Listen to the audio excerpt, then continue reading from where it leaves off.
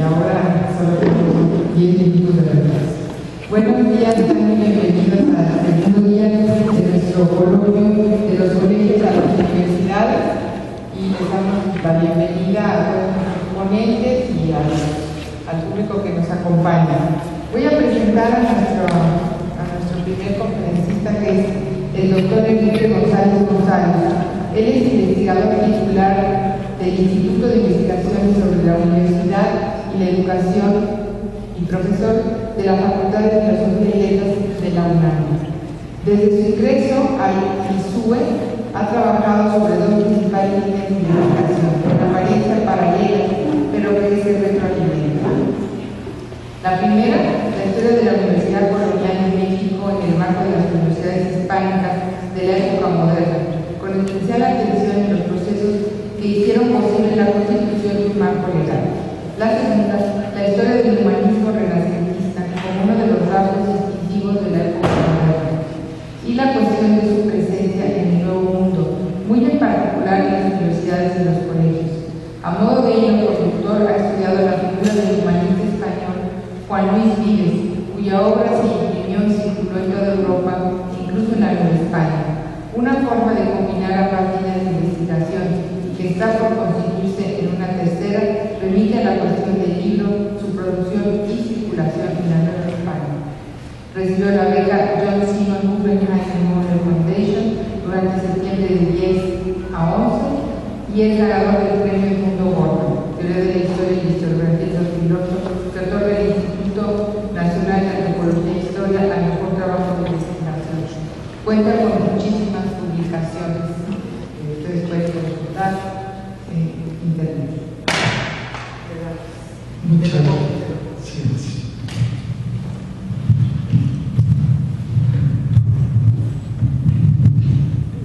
Dicen que está bien, no hay que acercarse más.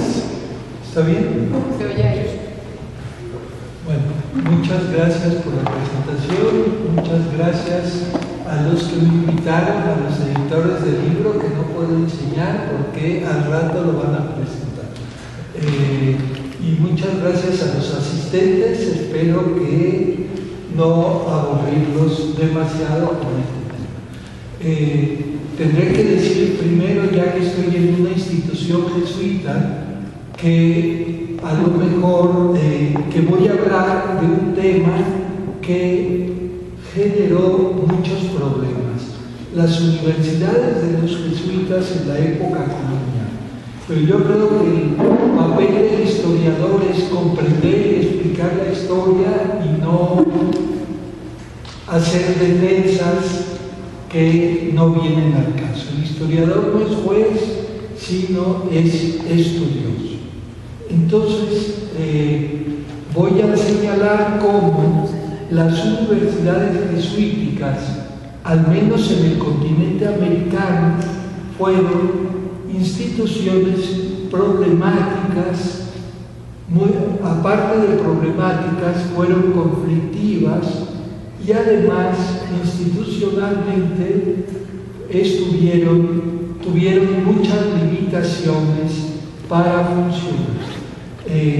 A nosotros, mexicanos de hoy, nos toca de lejos el tema de las universidades jesuíticas, porque en la antigua provincia mexicana solo hubo dos universidades de la compañía. Una fue la de Mérida de Yucatán, de la que apenas empezamos a saber algo, y que tuvo una existencia muy conflictiva, en este caso por problemas de que los jesuitas del Colegio de Mérida tenían muy pocas rentas, eran unos jesuitas más bien pobres, y por otro lado, porque la situación legal de la universidad no era muy clara y sobrevivía por el apoyo de las autoridades de Mérida, pero tenía muchos problemas, como dijo su último rector en varias cartas que mandó a México, quejándose de la situación. La otra universidad jesuítica de la provincia mexicana fue Guatemala, porque ustedes sabrán que la provincia jesuítica de México se extendía desde las misiones de muy al norte hasta Guatemala. Entonces Guatemala, para efectos legales, pertenecía a México. Y la de Guatemala apenas si estuvo abierta menos de 40 años. O sea que fue una universidad que tuvo existencia por muy poco tiempo. Entonces, vamos a empezar. El primer problema para entender las universidades jesuíticas es que se las confunde con los colegios de la compañía. Son dos instituciones distintas. Los colegios de la compañía en general funcionaron muy bien, pero las universidades jesuíticas no tanto. Repito, las universidades jesuíticas las hubo, si nos vamos geográficamente hacia el sur, en Mérida, en Guatemala, en Bogotá, en Quito, en Cusco, en Charcas, que hoy decimos Sucre, la capital judicial de Bolivia, Córdoba en Argentina y Santiago de Chile. Es decir, hubo 1, 2, 3, 4, 5, 6, 7, 8 universidades jesuíticas, en el caso de México, de la península de Yucatán para abajo, y no tocaron a ninguno de los colegios que tuvo la Compañía de Jesús en la Ciudad de México, en Celaya, en Puebla, en Guanajuato, San Luis Potosí, tuvo universidad. Luego veremos por qué. Entonces, vamos a decir que para entender el asunto de las universidades jesuíticas, vamos a explicar qué eran las universidades no jesuíticas. Las universidades que se llamaban reales o universidades públicas. Las universidades reales fueron principalmente México y Lima. Hubo más tarde en Guatemala, en Santiago de Chile, en Quito, y la última fue en Guadalajara. ¿Qué hacía que una universidad fuera real? En primer lugar, la universidad la constituía un cuerpo colegiado de doctores y estudiantes que se reunían en lo que se llamaba claustros académicos. Entonces, lo primero de una universidad real o pública es que había un claustro de doctores que la gobernaba. En segundo lugar, la universidad real tenía renta propia, es decir, gozaba de bienes que le permitían autoadministrarse.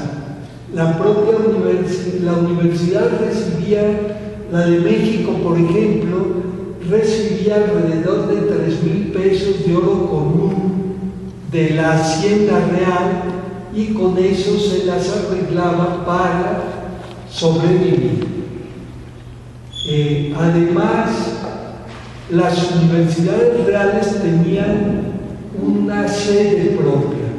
Esa sede propia se llamaba las escuelas, en el caso de México, y estaba donde hoy está la Suprema Corte de Justicia. Entonces, una universidad real tenía bienes propios, sede propia, un claustro de doctores. Por otro lado, la universidad real se autogobernaba en lo económico y en lo administrativo. Ella elegía a su propio rector, que cambiaba cada año o cada 2 años según la universidad, y ella designaba a los catedráticos mediante concursos de oposición. Entonces se vacaba una cátedra e inmediatamente se convocaba a una oposición, y el que ganaba más votos era el nuevo catedrático. Por otra parte, las universidades reales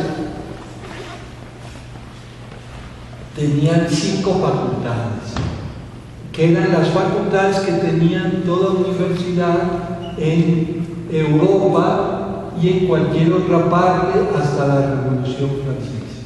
La facultad de Artes, la de Teología, la de Derecho Civil, Derecho Canónico y Medicina.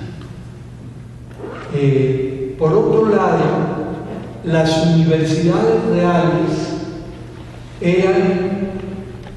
tenían estabilidad como institución, se fundaban para siempre o no estaban fundadas por 10 años o por 40 años o por mientras, eran instituciones estables. El rey las gobernaba, pero de modo indirecto, porque la Universidad Real se fundaba y se administraba por ella misma. Ahora, ¿qué pasaba con las universidades de las órdenes religiosas? Había universidades de jesuitas, de dominicos y universidades de agustinos. ¿Cómo eran? Primero, las universidades de las órdenes religiosas no tenían claustro de doctores que las gobernaran, o era un claustro que funcionaba al mínimo. De hecho, hay un padre jesuita, el último rector de Mérida, que dice: hay universidades monárquicas y universidades republicanas. La de los jesuitas es una universidad monárquica, así que aquí nada de elecciones ni de oposición. Aquí gobierna el rector. En efecto, las universidades jesuíticas eran gobernadas por el rector del colegio y eran gobernadas, y él y la orden, fuera la de Santo Domingo, la de San Agustín o la de los jesuitas, elegía quién iba a ser el catedrático. Nada de oposiciones. Entonces, por otra parte, las universidades jesuíticas no tenían bienes propios, eran manejadas por la orden. La orden decía cuánto gastar en una universidad, pero además tampoco tenían sede propia, estaban adscritas a un colegio previamente existente de la compañía. Es decir, se decía, como veremos por los instrumentos legales, el Papa y el Rey autorizan que en el colegio tal de la compañía se funde una universidad. Por otra parte, las universidades de las órdenes religiosas solo enseñaban artes y teología, solo tenían 2 facultades, no podían enseñar derecho civil, ni eclesiástico, ni medicina. Entonces, por otra parte, su fundación era siempre provisional. Se decía que se funde una universidad en el colegio de los jesuitas de Quito mientras no haya universidad real. De modo que si se fundaba una universidad real, como sucedió en Guatemala en 1675, desaparecía la universidad de los jesuitas, de los dominicos y de los agustinos. Es decir, eran universidades provisionales mientras no había una universidad real. Entonces, sí se dan cuenta que en realidad, en última instancia, las universidades de las órdenes era darles permiso para graduar en artes y teología a los estudiantes de un colegio o de un convento. No tenían ni rentas, ni cátedras propias, ni elecciones, ni nada de esto. Eran simplemente el derecho a que graduaran a sus estudiantes y solo a los estudiantes de ese colegio. Entonces, eran instituciones muy limitadas. Todas, menos la de Santo Domingo, que es muy tardía, fueron fundadas de un tirón o de un jalón, como decimos en México. Hubo una bula en 1621 a petición del rey para que el Papa autorizara a graduar estudiantes de la compañía en aquellos colegios que estuvieran a más de 200 millas de una universidad pública o real. Y el primer permiso era solo por 10 años. Después se amplió en el tiempo y dijo mientras no haya una universidad real. Entonces, siempre fue una fundación provisional. ¿Sí? La bula es de 1621 y el pase real es de 1623. Entonces, empezaron a nacer las universidades. La más antigua quizás es la de Quito, en 1622, pero la de Bogotá es 1623.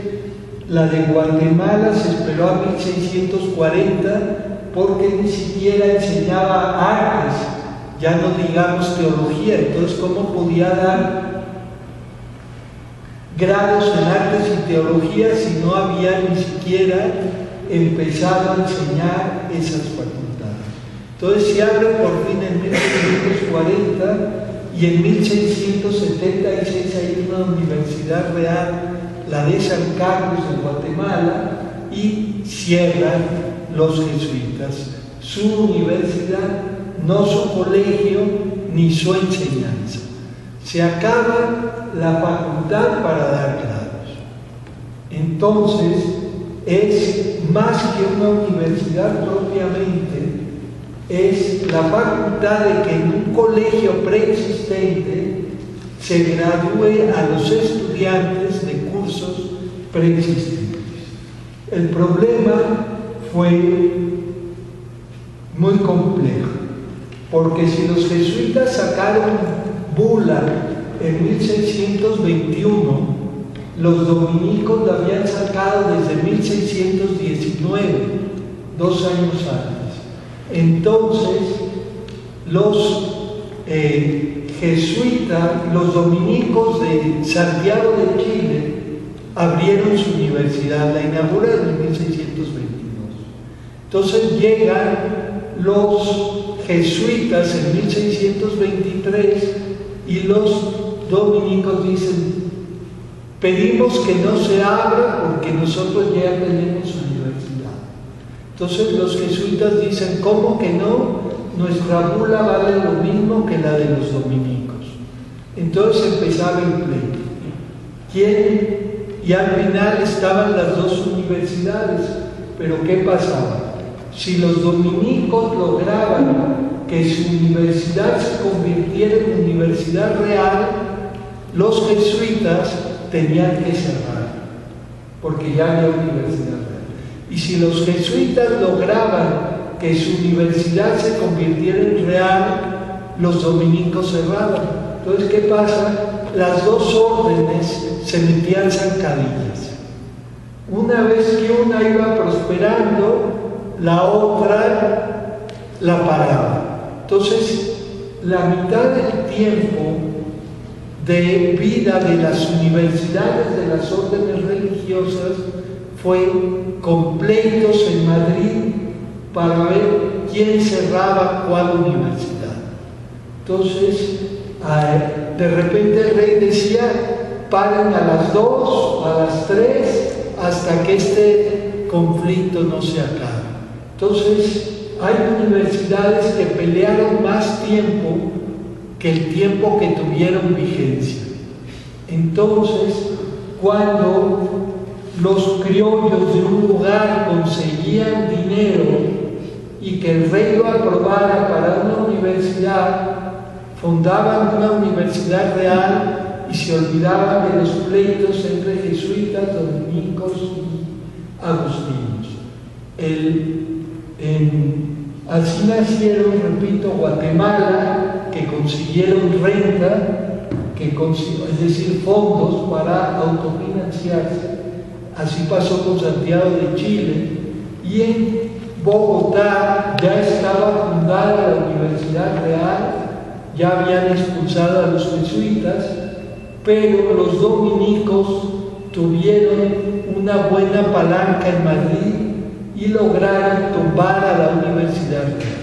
De modo que al llegar la independencia, la única universidad que había en Bogotá era la de los dominicos, y les duró poco el gusto porque en 1626 se creó 826 se creó la Universidad Central y desapareció también la de los dominicos. En resumen, porque creo que ya el tiempo se está yendo. No, vas bien, te quedan. Muy bien. En resumen, el problema que se buscó solucionar con las universidades de las órdenes religiosas se resolvió en parte, porque sí tenían licencia para graduar, pero no se resolvió porque al tener el mismo derecho las tres órdenes, unas competían con las otras y se bloqueaban recíprocamente. Ahora, ¿para qué querían grados académicos? Por una razón. Si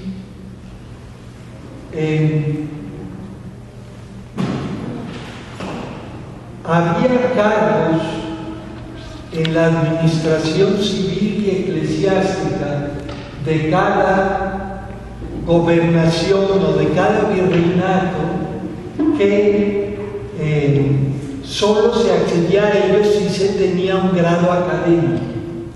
Por ejemplo, en los cabildos de las distintas iglesias catedrales solo se podía ser canónigo si se era por lo menos, si no eran por lo menos licenciados. Pero además solo se podía ejercer la abogacía si eran bachilleres en leyes o en cánones. Entonces el grado académico era una necesidad en cada ciudad.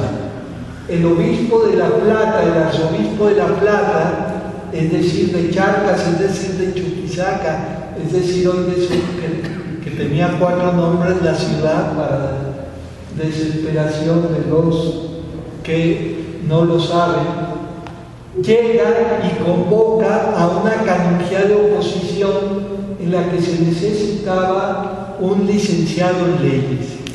Entonces pasan 2 años y no se presenta ninguno, porque no hay grados en leyes.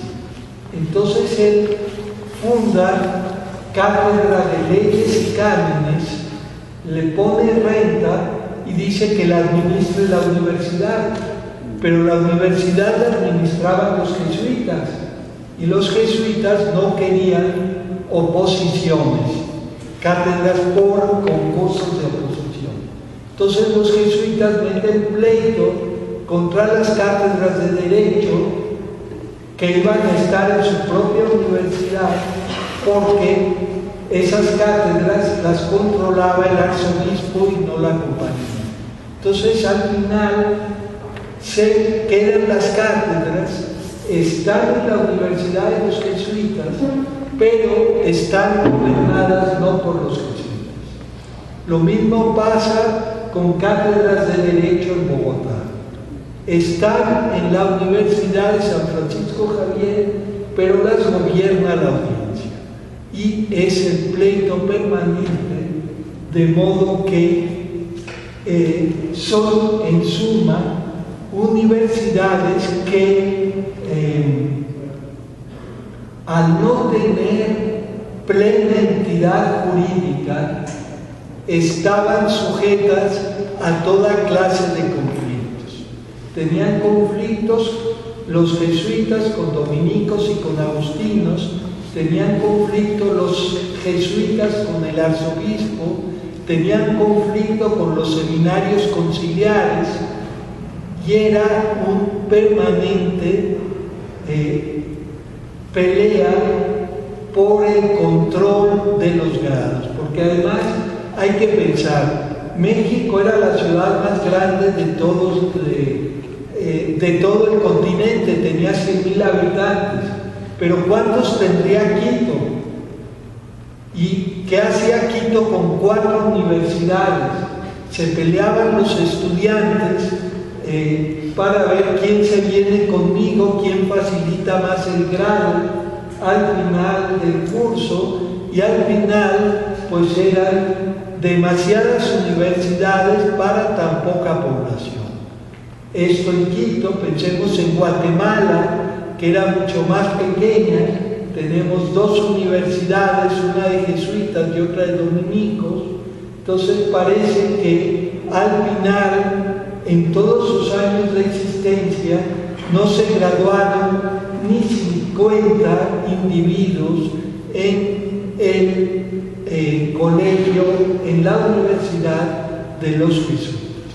De ahí que en todas partes buscaran mejor crear universidades reales. Y al llegar la independencia, en el continente solo quedaba la Universidad Tomista de Bogotá. Los jesuitas habían sido expulsados desde 1767 y se buscó la forma en cada ciudad importante de mejor crear una universidad real y evitar tanto conflicto entre las distintas zonas. Ahora, si se suprimía, y esto es lo que confunde mucho, la Universidad de los Jesuitas, no se suprimía el colegio de los jesuitas, se suprimía la licencia para enseñar. Sí, tampoco se suprimía el convento de los dominicos o el de los agustinos.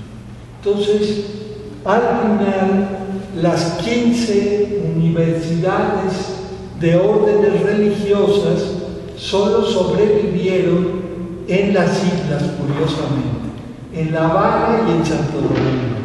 En el resto del continente solo había ya, al momento de la independencia, la Universidad Tomista de Bogotá. Las otras ya estaban en manos del clero secular y eran universidades públicas.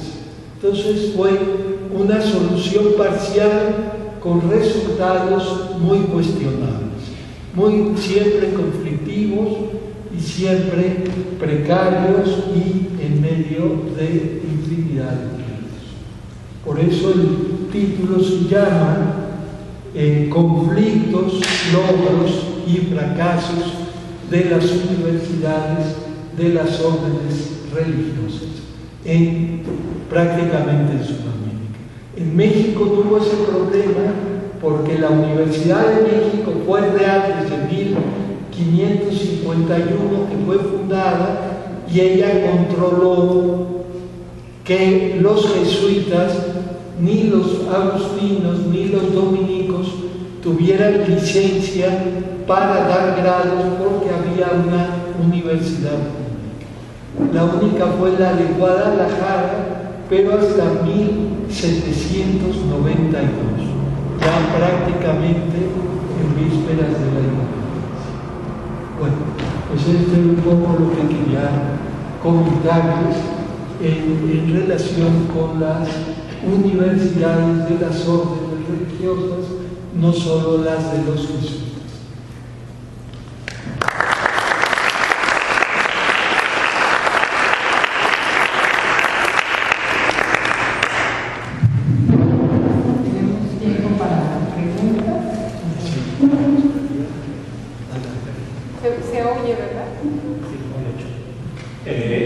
Gracias por la presentación.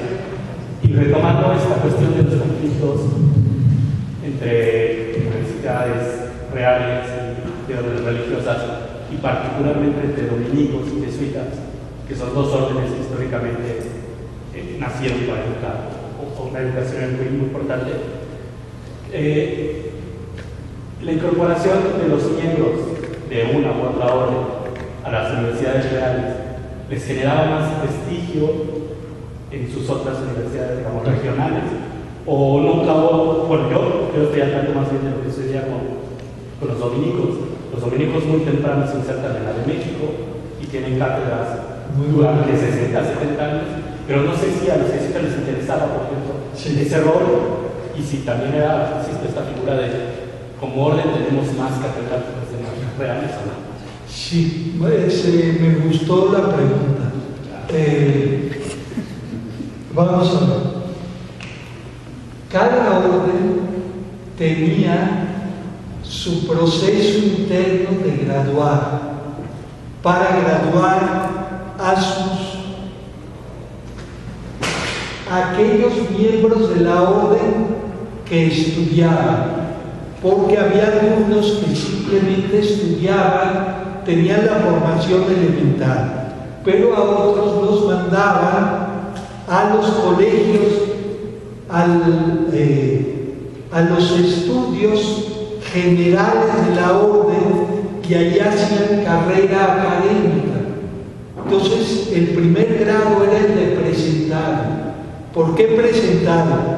Porque era ya como alguien que estaba presentado para graduarse de doctor por la orden.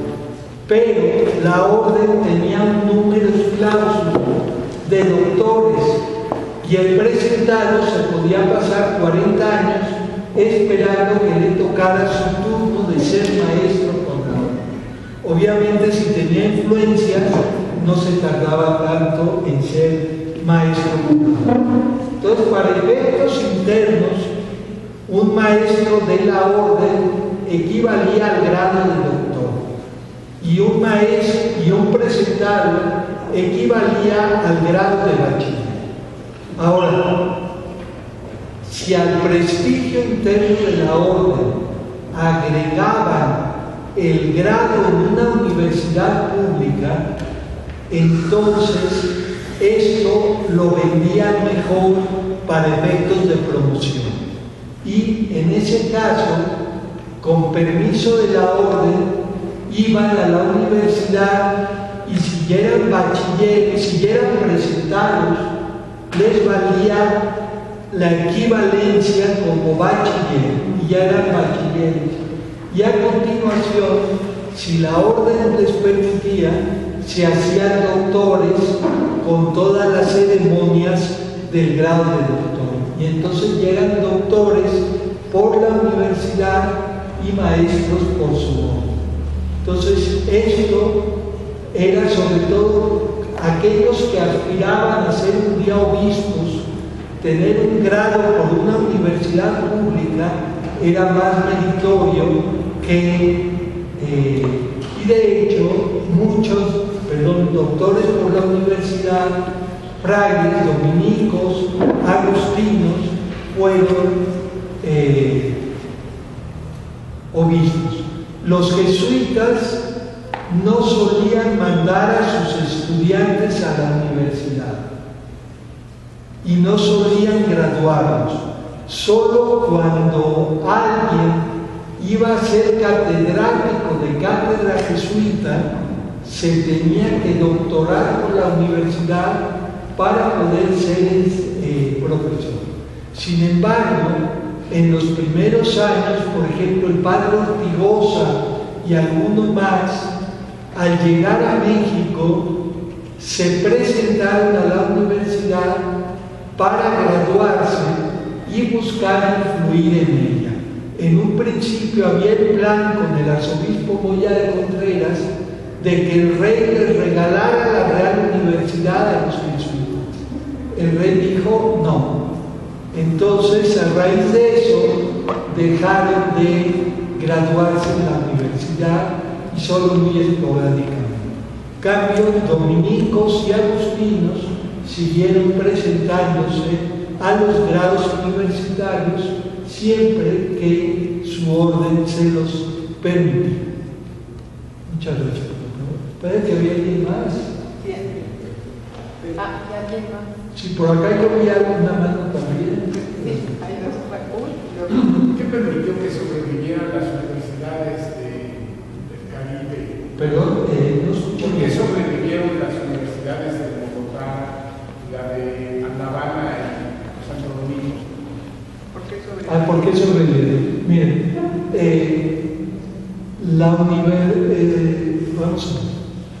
la Universidad de La Habana nació muy tarde, en 1715 por ahí. Y en aquel momento, La Habana era una ciudad donde todavía no había obispo. El único obispo era el de Santiago de por acá, ¿cómo se llama? Santiago de los Caballeros, me parece, ¿no? La actual ciudad de Santiago en Cuba, porque originalmente la importancia económica de Cuba era la ciudad de Santiago, que miraba hacia Nueva España, pero cuando se hace el comercio internacional se hace con La Habana, y ya La Habana mira más hacia Europa que hacia el continente, y ahí no había obispo. Entonces, ¿quién puede fundar una universidad? Pues los dominicos. Y pidieron una universidad. El obispo les dijo: yo les doy renta y fúndenla en un colegio fundado por mí. Perdón, los dominicos dijeron, con perdón, ni más, si se funda en otro colegio, nos quita el control el obispo. Y ellos se aferraron a esa universidad para controlarla ellos solos. Sin embargo, la gobernación dijo no, tiene que haber por lo menos alternancia de un rector fraile y un rector secular, y tiene que haber eso, y fue más o menos controlado. En Santo Domingo el problema era que con trabajo sobrevivía la isla. El oro y los indios se acabaron desde 1520 y quedó despoblada. Entonces vivían, los conventos sobrevivían de comprar mercancía pirata a los piratas, ahí sí, y vendían cueros y vendían cosas en los conventos. Tenían una tienda, y entonces la universidad de los dominicos malvivía, igual que todo el convento. Se caía el techo, se cayó un pedazo del convento. De hecho, ahora no sobrevive una sola piedra del convento de Santo Domingo. El que hay en Santo Domingo lo hicieron en los años 40, 50 del siglo XX, dizque imitando la antigua construcción. Entonces, además, el obispo casi no tenía rentas, el arzobispo, y prefería ser obispo, degradado obispo de Cusco o de Ayacucho, que arzobispo de Santo Domingo. Tenía título arzobispal, pero no tenían en qué caerse muertos. Entonces, que hubiera una universidad, pues hay de lo que hubiera, de lo que se podía. Una pregunta, desde el punto de vista administrativo, ¿cómo se sostenían estas universidades de los jesuitas? La primera pregunta. La segunda, ¿qué plan de estudios? Ayer estábamos hablando de la Ratio Studiorum. Sí. ¿Se seguía la Ratio Studiorum o en las universidades? Exacto. Yo creo que esto ayudará a aclarar lo que voy a decir hace rato. Es decir, una universidad de una orden religiosa no tenía gastos más que el de los libros de registro, porque ya había cátedras, ya había enseñanza, ya había salones, no había ni un salón especial para la universidad, simplemente cuando alguien presentaba su examen, le pedía el grado al rector. Por lo tanto, era la Ratio Studiorum de cada orden la que se aplicaba, porque no tenía presencia material. Era una bula y una cédula real para graduar. ¿Sí?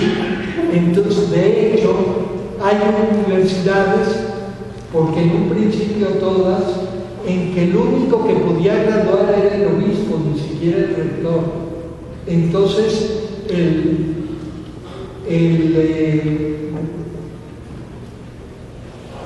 rector del colegio iba con el obispo y le presentaba una lista de alumnos que habían aprobado el examen, y si no estaba en pleito con los jesuitas en ese momento, el obispo los graduaba. Si no, decía, pues más adelante lo vamos a ver, o yo los tengo que examinar también. Entonces, ya que un rector jesuita consiguiera licencia para graduar, en Quito, por ejemplo,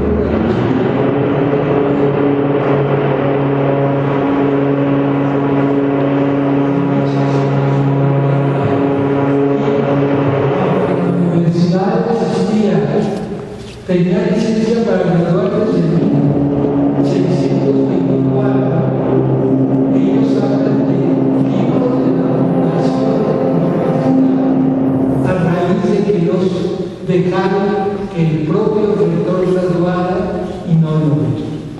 Los pocos grados anteriores a 49 fueron dados por el obispo. Los pocos grados que constan documentalmente por papeles sueltos los dio el obispo.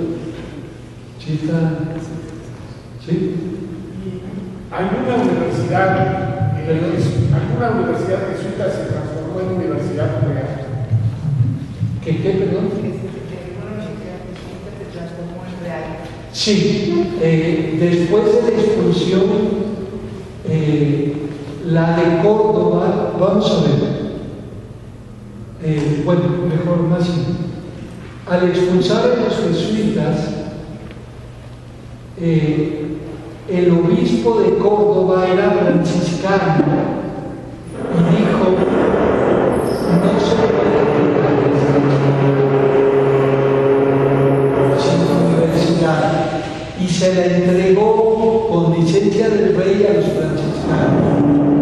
Y al rato, el clero secular les metió pleito y lograron, como por 1800, que se convirtiera en universidad real. El caso de Charcas fue semejante, pero allí se pusieron de acuerdo el obispo que controlaba las cátedras de leyes y cánones y la audiencia para que la universidad siguiera abierta. El problema fue y se convirtió en universidad real. En este caso, el rey nunca dio el dinero, entonces se mantenía vendiendo grados, sobre todo de leyes, Entonces todo en Sudamérica iba a graduarse a Charcas.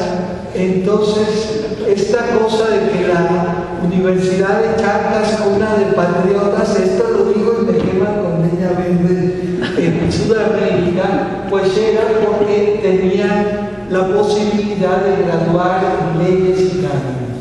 Entonces iban por cientos, literalmente, y no había con qué pagar a los catedráticos, pero las propinas servían a los doctores y permitían mantener el salón de actos para poder seguir graduando. La de Mérida quiso convertirse en real, pero no había rentas. Entonces, cuando se autorizó, llegó la cédula real y ya había independencia. O sea, llegó cuando ya el reino se había enterado de que ahí ya no mandaba. Y entonces se quedó cerrada hasta 1925. Pues una más también. Gracias, Enrique, para tu presentación siempre muy rica y muy enfocada. Soy muy agradecida para, obviamente, tu capacidad a desarrollar el tema de la dimensión conflictiva de la relación entre las universidades reales, las universidades de las órdenes, entre las órdenes, etc. Mi pregunta iría atrás de esto y más a un acercamiento de tipo intelectual. O sea, las relaciones en el campo de la formación universitaria. Sí. Es esto.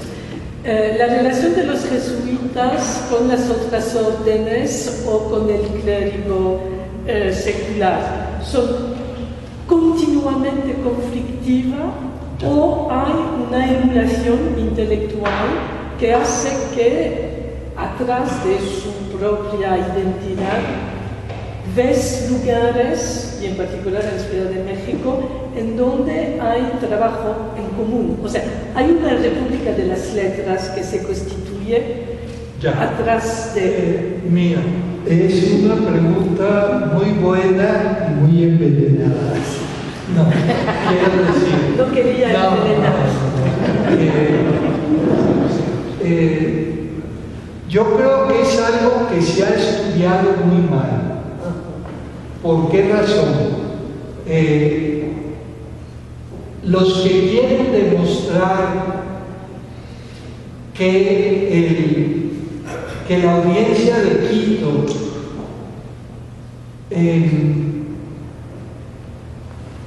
estaba al día en la ciencia ilustrada, escogen 30 tesis del archivo de la universidad donde se defiende la ilustración, pero se olvidan que las otras 130, las otras 200 eran contra las innovaciones.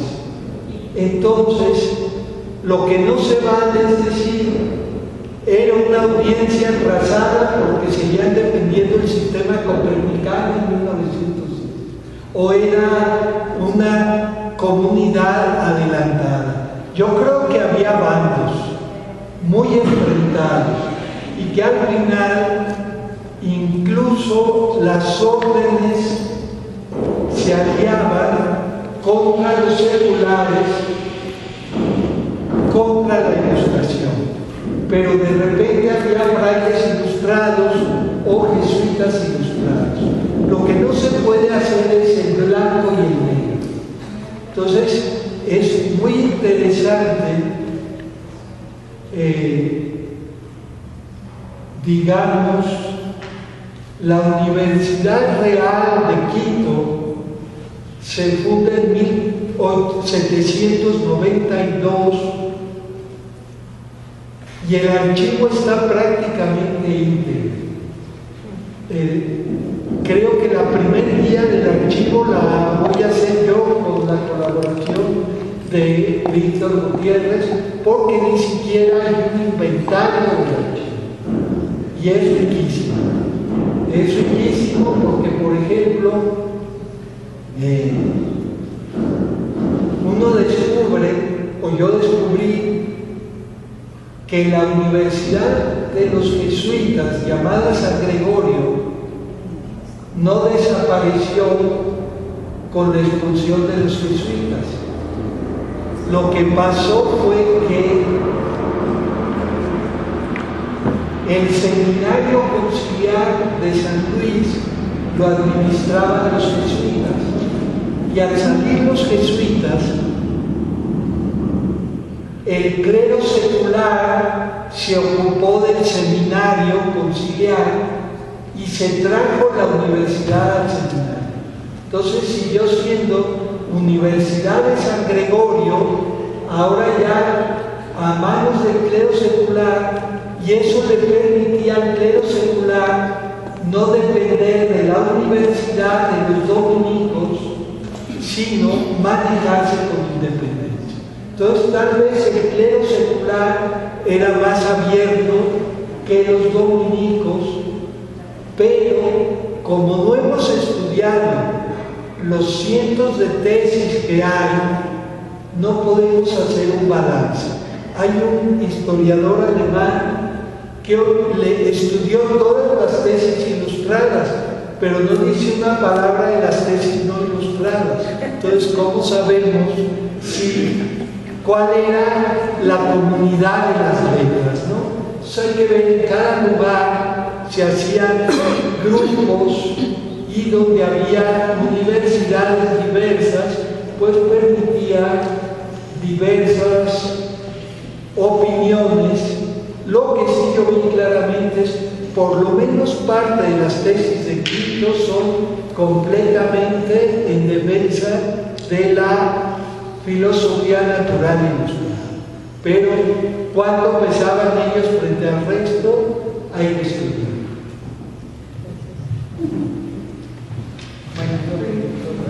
Una pregunta. Quería decirles que, una disculpa, pero el grupo que se salió de la clase, así que no hay que retirar.